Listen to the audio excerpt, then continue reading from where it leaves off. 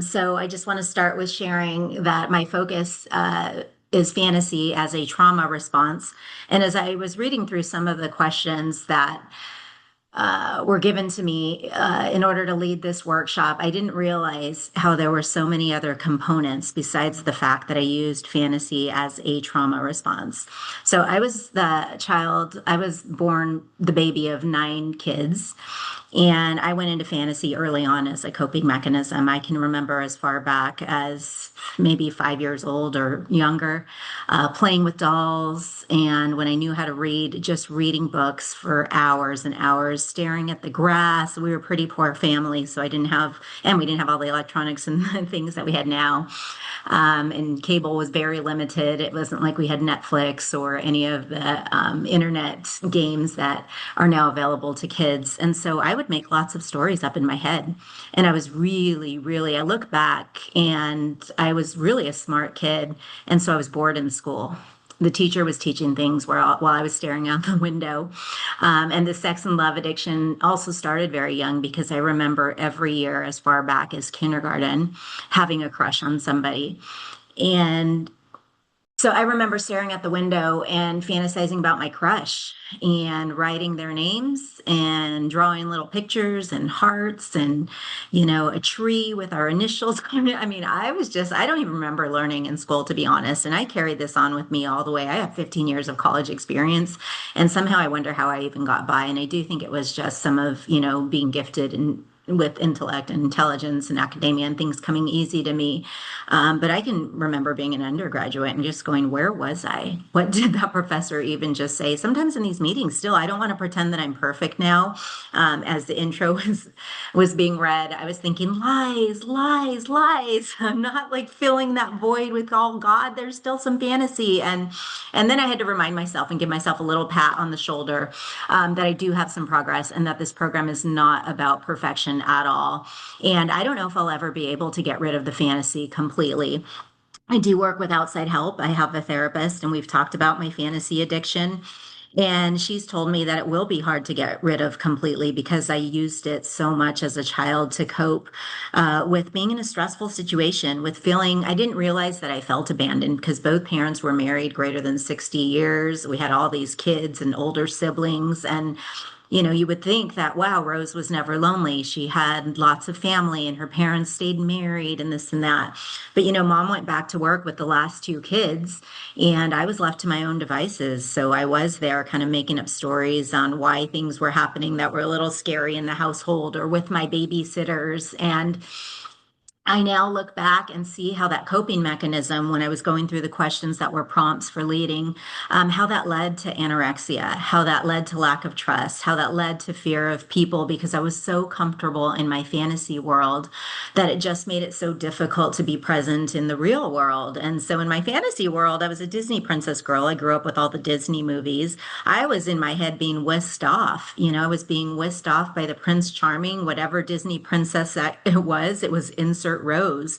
I even like that movie, The Little Orphan Annie. I was just like, Daddy Warbucks, take me off into all the because we were poor and all that money. And I want to go to the shows at, I don't know if it was the Rockefeller Center, which is kind of interesting, or Radio City Music Halls, where, I was just this past week. And that just, it seemed to soothe everything and it worked and it worked and it worked until it didn't, until in my adult life, things would my imagination would take off and I would get distracted. I would be late for work. I wouldn't be focusing on work, or I wouldn't listen to the professor at school. And my grades would be reflective of that because, after a while, school does get hard and just having some natural academia and intelligence doesn't work. I actually do have to put forth some effort. And so I consider fantasy as my trauma response is because it keeps me safe. It keeps me from being with other people. And I also go into, so I was reading one of the questions prompting was, what is negative fantasy? And for me, negative fantasy is creating a situation where the outcome is not good. It's a negative outcome. And I do a lot of negative fantasy in my lack of trust of people, in believing that everyone hates me and everyone's talking bad about me. And I didn't realize until a sponsor told me, she said, well, that's actually being egocentric. That's actually really thinking that everyone is thinking about you. And in reality, if we're all addicts, especially in these 12-step rooms, we're thinking more about ourselves than about other people. And so there was some comfort in that, that I don't have to make up stories, that I think I know what other people are thinking about me. But as a little girl, reading all these books and playing with all these dolls, of course, they were all making out because I'm a sex and love addict. And, I was violated as a little girl. And so all these, Barbie and Ken were having little relationships and they were going on and on. And it's not that I was thinking about sex as a little girl because I didn't really know what that was, but I was fantasizing about being whisked off by my Prince Charming. And so when I was having fantasies every single year of school, it's kind of what I ended up, doing here through SLA, but there was some progress, not perfection. Is I had never been married in my life despite, having two adult kids. And that was a lot of the guilt and shame that I brought into this program is I was a single mom. I had two kids from two different dads, and I'd never been married. And I felt like I had this bucket list, this checklist of Miss Perfectionist who really wanted and needed to be married. And I also love rescuing and helping people. And so, no surprise, I ended up married to an addict, and it rapidly progressed and we ended up in divorce. And then all of a sudden, the fantasy bubble burst.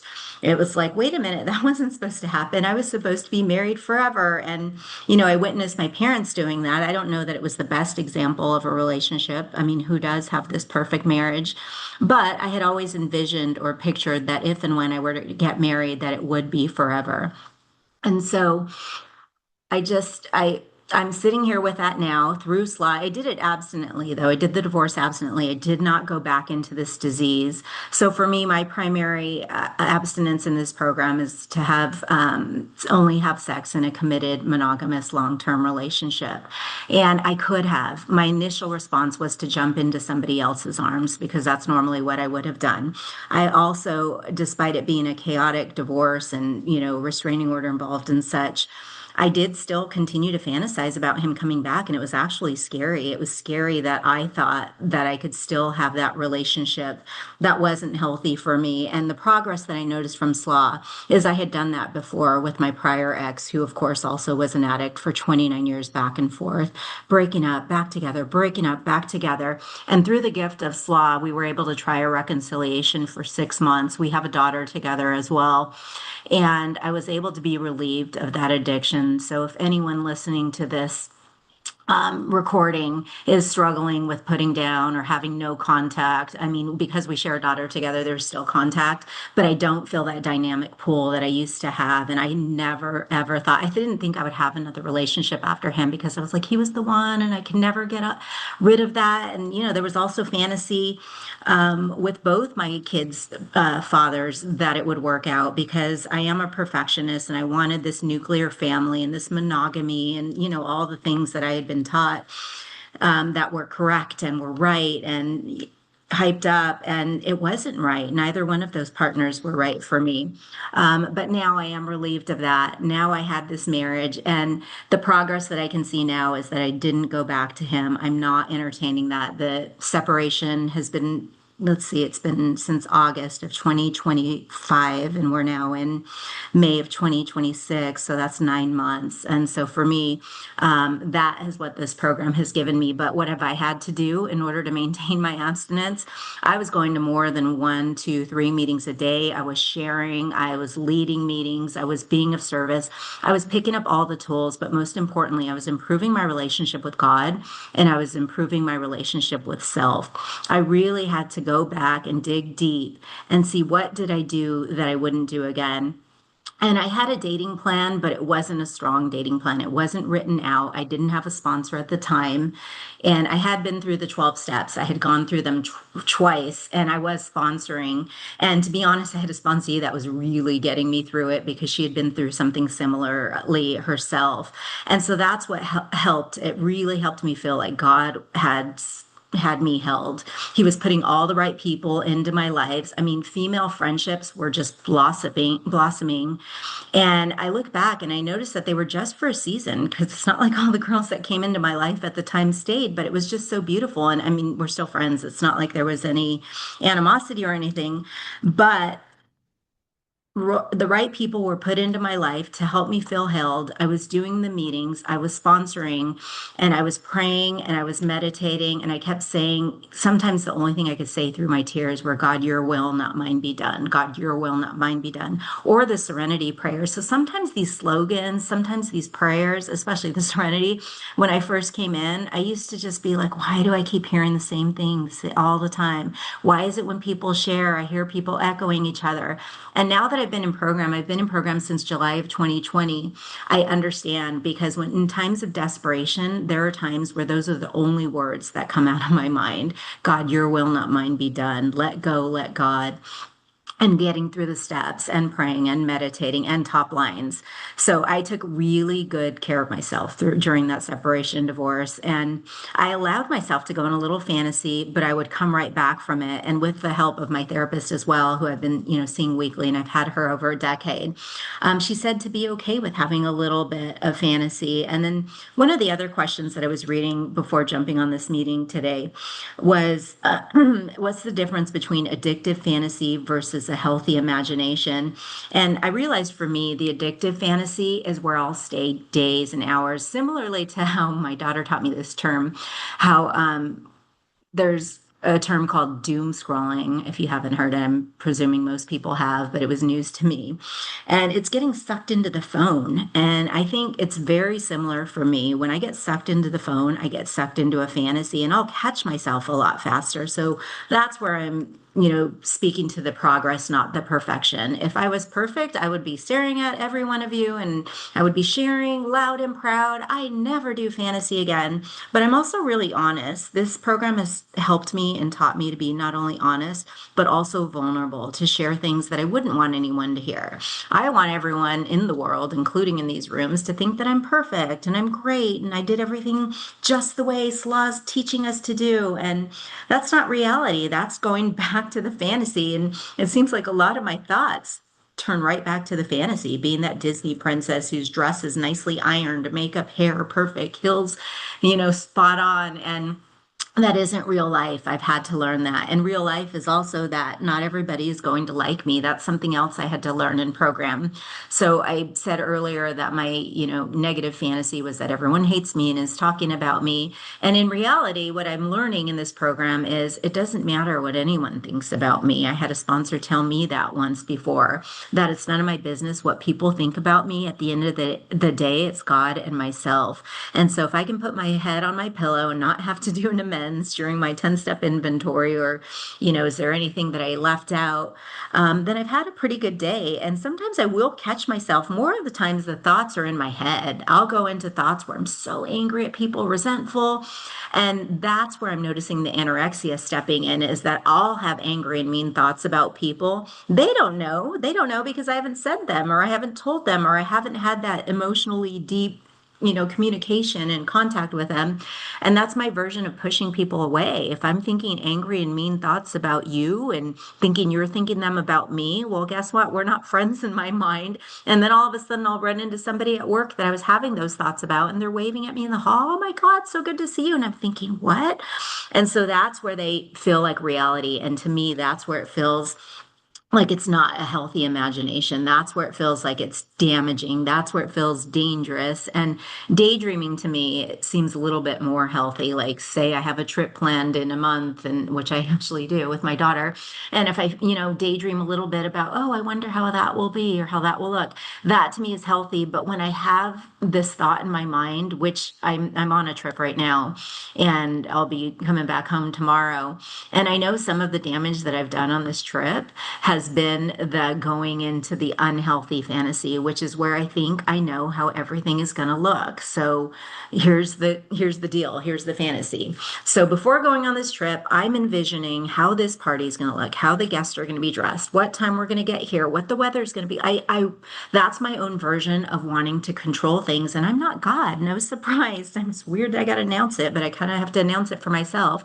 I'm not God. I don't foresee the future. The weatherman doesn't even foresee the future. This trip had a 100% chance of rain for 7 days straight, and it was already a little disappointed coming into the trip. And guess what? hardly a sprinkle. The weather was, 80 degrees and sunny the last few days, and it was a surprise. It was a surprise. It was a reminder to me that God's in charge and my fantasies are not reality. And so, how have I been able to stay out of the fantasy? I've been able to stay out of it by picking up the top lines. And I mentioned some of them already, like going to the meetings and sharing, but some of them are simply self care. Before coming into the 12-step programs, I've shared this before in other meetings, is, things like brushing my teeth or like flossing or like getting out of bed at a timely fashion, going to bed in a timely fashion, having three rounded meals and eating somewhat healthy, getting my exercise in. I mean, I'm saying these things, but they may sound ridiculous to some people. But before I came into program, I would stay up late and I'd be on the internet, I'd be on social media. I would wake up late. I wouldn't want to work out, shower. Should I do that today? Maybe I won't go. Maybe I'll go to bed tonight without brushing my teeth because it's late and I'm so tired and getting off this bed to go do that. And I know when I'm starting to do that, that's when my depression is starting to roll in. I came into these rooms highly depressed. I didn't even realize it because my self-care had gone, because I wasn't really interacting with the world. I was in such isolation. This was my primary program, even though I'm in two other programs as well, not the alcohol or drug program, but I just, I find a way to numb out. I find a way to zone out. I find a way to not have to feel feelings. And one of the most difficult things, I mean, I know we're here because this is primarily romantic partnership program is somewhat of the focus, but there's so many other gifts of this program that I didn't realize I was going to get and receive. And it's feeling feelings that, I mean, some of these things I feel like are so elementary, but feeling feelings is still so uncomfortable for me because I feel like at 53 years old, I'm like, oh my God, I don't know that I've ever felt feelings, and they feel really strong, whether it's sadness, whether it's happiness, whether it's joy, whether it's grief. And I feel a part of human nature now. And the grief and the sadness is what I'm noticing because I've heard people say before, again, these are things that have really helped me. When people say things and I'm in a hard spot, they come back and replay in my mind that the highs are higher and the lows are less low. And that's something that program has given me because yes, I mean, one of the lowest lows that I thought I had ever felt in my life was going through this divorce and this separation. But I got through it, and I got through it with the help of my fellows. I got through it with the help of God. I got through it with self-care, with tools, with meeting share. I mean, the list goes on, but it would have been a lot harder had I gotten through it in the disease, had I jumped back into multiple partners, male after male, in the sex, in the, you name it, the fantasy. I had to be in reality. And I know one other prompt that I read, and it fits in perfectly now, is the mindfulness, is to stay present, to stay rooted in reality. And I've had to do that on this trip that I'm on. And little things like feet on the floor, and I'll have to put my feet on the floor and I'll have to look around me, look at the four corners of the room if I'm in a room, see different colors and listen to the sounds and what am I smelling. And I learned a lot of that. During the pandemic as well, just because my anxiety level was, coming up, as many of us were, having an unknown virus and what were the outcomes going to be.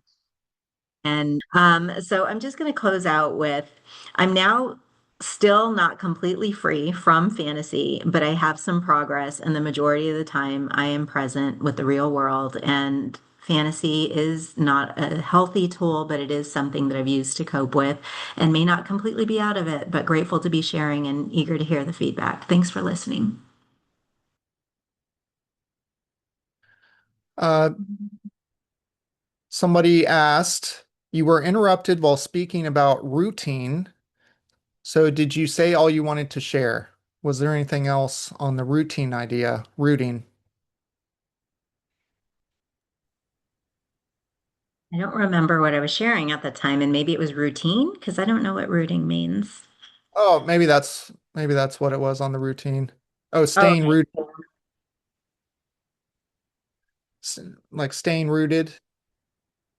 Staying rooted, well, it's funny that we mixed up the words because actually routine helps me stay rooted. And I feel a little out of routine right now because I am on a trip. And I knew that when I agreed to be the speaker for this fantasy workshop. But the things that help me stay rooted are routine. And I've been doing my best to do them while I am on this trip. And they're things like doing my daily reader, sharing a gratitude list with a fellow daily, doing my 10-step nightly inventories, and praying my three-step prayers. I don't even open my eyes without the serenity prayer, the step 3 prayer, and the step 7 prayer.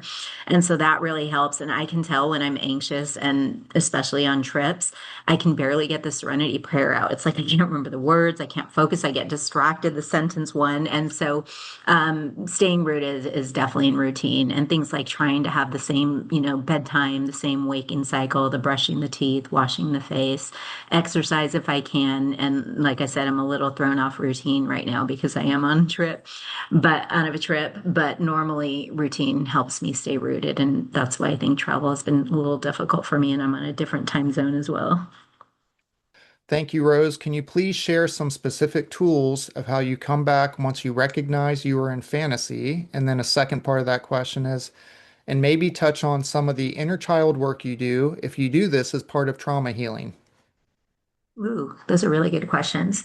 So sometimes I don't catch myself when I'm in fantasy until I'm long gone and I'm like, whoa, where was I?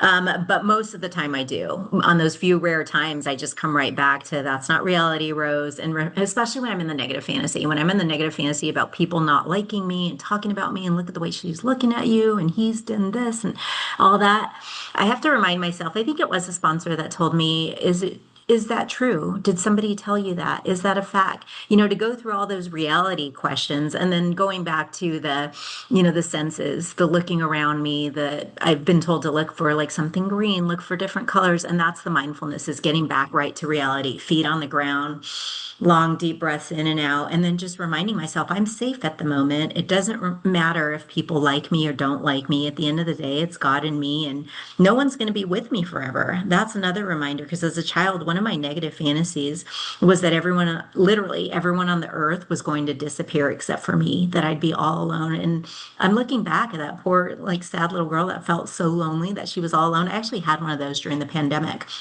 I was on the freeway, and and it was working frontline. So I had this image of nobody else being on the freeway, all the cars gone, almost like it was no man's land, and I was just driving alone. And I grabbed myself back from it. And it's just reminding myself, God's got me, I'm not God, and it's not the truth. How did you maintain your top lines? This person struggles with maintenance. I can too, as well. And what I do is I remind myself the outcome. And one of the hardest top lines for me to do is to brush my teeth and wash my face before bed, especially if I hit the bed first. And if I do hit the bed first, I just remind myself, how are you going to feel? I don't sleep well if my teeth aren't brushed and my face isn't washed. I don't wear makeup every day, but when I do, I want it off my face or I'll toss and turn all night. Same with going to the gym. The gym almost feels like breathing air for me now. I love to go 7 days a week if I can. I have not gone on this trip. Another reason to be out of sorts. But it's just that reminder, how am I going to feel if I don't do this? And do I want to feel that way? And it's the same thing with acting out in this program. How would I feel if I take that guy who's, there were a lot, and I'm not saying this to be like, ooh, look at me, because I can't say they were somebody I would actually date, or otherwise maybe I would have taken the bait. But there were a lot of men wanting to rescue me after the separation, or during the separation and during the divorce. And I saw a lot of the sex, and not in this program, in other programs in life, in church, you name it. And I felt like not only was it a challenge to my program, but I also saw clearly people who weren't in S.L.A.A. have the characteristics of sex and love addiction that need to rescue. And it was kind. It was really kind. I appreciated the gentlemen that were, showing, can I help you with this? And let me, it was nice.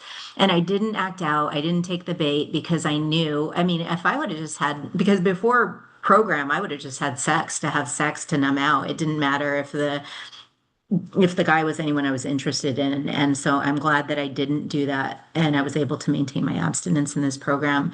But going back to how do I maintain my top lines similarly to this way I maintain not acting out, how will I feel after having, for me personally, I'm not judging anyone else's program. For me personally, how will I feel having casual sex? And for me, that was my disease. And so it wouldn't work for me. It would be like shooting up heroin. All right. Next question is around other trigger fantasies you have to note. So, are there any other triggers for fantasy? This person mentioned that they heard the other day about emojis triggering fantasy, and they were interested because they related to it, but it was the first time they had heard that. So, anything to share on that? I can go into, and I have an outreach partner who also has this as a bottom line. It's not a bottom line for me, but it's a big one for her. It's like celebrities or like, models or anyone on TV or athletes. And yeah, athletes was actually, let's focus on that one. Athletes are a big deal for me. And I had dated a few during my undergraduate in and I would assign them magical qualities like, oh, wow, the fame, the money, and the body, and the sports, and this and that. And that's not at all what it was like. And I can still get triggered from that, and it's not happening now as I'm older. But, I have to be careful to not go into fantasy about dating, a celebrity or an athlete or an actor or a model or things like that. And I've even heard in the rooms, and I thought this was funny, and I'm a little embarrassed admitting it because I giggled. I thought, oh my God, somebody else does that. But somebody had told me that they had gone into a fantasy about a mannequin, and I was like, I remember seeing that too, like being in the athletic department. There's mannequin, and I was like, well, look how fit. But I'm also like a body obsessor too. I love exercise and weightlifting and training, and used to be really hardcore into it in my younger years. And that's great. It's great to be healthy, but it's something that I need to. And I've had sponsors tell me in another program that my value is not based on my looks or my body, and I've really had to do that with my adult grown kids as well, is to remind them that beauty is an inside job. It doesn't matter how we look on the outside, and that looks will fade. And so yeah, going back to that question, those can be other triggers to fantasy for me. Okay, the next comment question. This person is also a survivor and they appreciate that you didn't wallow in the trauma. Um, could, huh, could you tell what other programs you're in now? And also if they help you with your overall recovery, if appropriate. And also whether you were diagnosed with any mental health disorders that you had to get outside help for. Oh, I appreciate those questions. I wasn't sure if I was going to get that deep, so you may have heard me kind of pivot when I was bringing up a few things because I know this is being recorded and being thrown on YouTube, but I have been really comfortable in my own skin and I am able to talk about those. I kind of rerouted in case, I didn't want to go too in depth, but now that you're asking me, absolutely, I would love to. So I'm glad I didn't wallow in the trauma either. I've heard before in the rooms, victims don't get better, and I absolutely agree. I don't think that any of my diseases or addictions need to define me. And even if it were an outside physical condition, and I've also heard people say that, like, yeah, I had an outreach partner and I didn't even know she had such and such medical condition. And so I think it's okay to kind of bring things up and mention them short and in passing, but to focus on the recovery. And I've also heard stay out of the disease, into the recovery, out of the problem, into the solution. And I even had a sponsor tell me if I'm going to do a 3-minute share in a meeting, 1 minute problem, 2-minute recovery. And I love that because I personally, I get it when we're beginners. When I was a beginner, I was probably all into the problem, all into the disease. But I do think it's important to share the recovery and to share what's working rather than wallow in the disease. Although there may be days and times, probably through my separation divorce, there were times where I was sitting in here bawling and, sharing a lot of the disease. But um, so yeah, I didn't want to share, a whole lot on that. And then the other question was, oh, the other programs that I'm in. So I came into Al-Anon. That was my first program, and I've been in that program since 2014. So that would make it 12 years. And I love to control people. I love to do people's inventories. I think my way is the right way, and that I'm living such a great lifestyle that let me show you how to live yours. And that's not reality. Otherwise, I wouldn't have needed two more programs after that. So that program really helped me, even though I said I love doing all those things. And now I'm learning to put the focus back on myself, but very imperfectly because I have to do that. I love the prayer we had at the beginning about setting aside everything I know. I have to do that because I think I'm a know-it-all and I'm not. And I have to remind myself I'm not God. I don't know it all. I don't have the key to magical living, or I would be 100% happy 100% of the time. And so that's not reality. So that's my first program. And then Overeaters Anonymous, OA, is the next one. And the reason why that program, I mean, I feel like they're all intertwined because I'd like to control my romantic partners. I think if they did and acted the way I wanted them to, that, then I would be, so much better off and our relationship would have worked. And then, through my son's addiction, I put on 60 pounds and I couldn't figure out why because I didn't even know there were other 12-step programs. And I was isolating, I was eating food, I was depressed, I wasn't going to any social gatherings. I actually went into anorexia in this program for 5 years, didn't date, didn't have sex because I was feeling so unattractive with the extra weight. And as I found that program and started losing the weight, I was getting more attention and I probably felt better about myself as well. And I didn't know how to do romantic partnerships. I still can't say 100% I'm so great at them, but this program has definitely helped. And so this is my third program. And this is the first one that I worked all the 12 steps in. This is the first program I actually started sponsoring in. This is the first program that actually started an in-person meeting in and actually ran meetings and did all these service. I mean, I really, really still, like I'm here today, just have delved into this program, want to be of service, want to give what I've got out of it, and want to keep getting better in this because it has been a struggle as an early child being violated. My trust issues and my idea of romantic partnerships is really jaded. And so I have lots of work to do.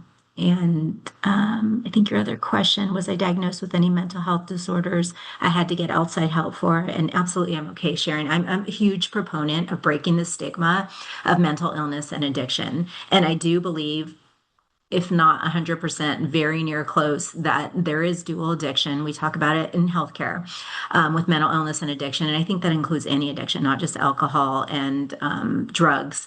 And I do think that and I could be wrong, so I'm not the spokesperson for S.L.A.A., that if we're going into any addiction, that we're self-soothing a mental illness of some sort. And so my diagnoses were depression and anxiety, straight up.